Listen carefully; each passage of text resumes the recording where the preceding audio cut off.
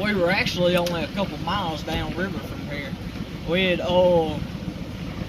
were sitting there. It was me, a couple of my cousins, a couple of my brothers. We were sitting there in the middle of the river on a little foot deep spot, and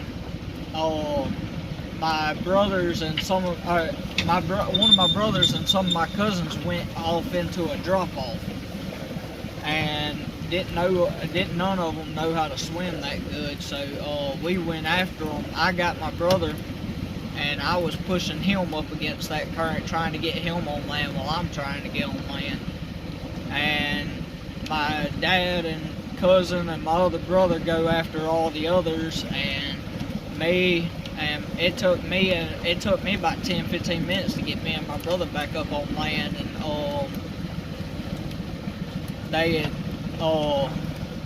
we finally got back up to the boat, threw life jackets out, and got in the boat, hauled off, getting them. Went to the went back to the land, got my cousin, and we got in the boat and we left. We came back the next day to the same spot, swimming and everything else. I've had probably more bad memories on this river than I have good, and I'm still on the river. Squirrels.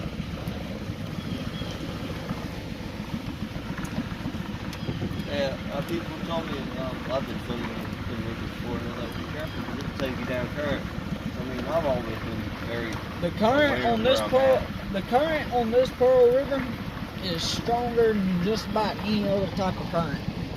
Only current that's stronger is the ocean. But you can't beat this current.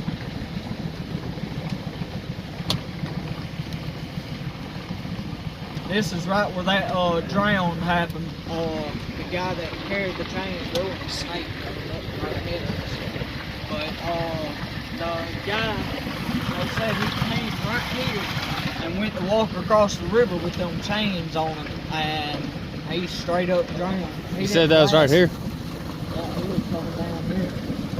I can't remember if they say it was right here or on that sandbar. But this is where it happened. They found a fisherman. Y'all ever heard? I know you've heard of it, but you ever heard of Red Bluff in Morgantown, Mississippi? It's like a place to go hiking and camping and everything else. A fisherman was down near Red Bluff on the river, and he seen a dead body floating downstream. They had it all over the news and everything. Dad told me about it. I'm like, Dad, are you surprised? He's like, no. I said, tell me something that would surprise me on this river. Because there have been so many stories and everything else. I could tell you a whole bunch of them, but I ain't going into detail. I could sit here for years sitting here telling you about them and never run out of stories to tell.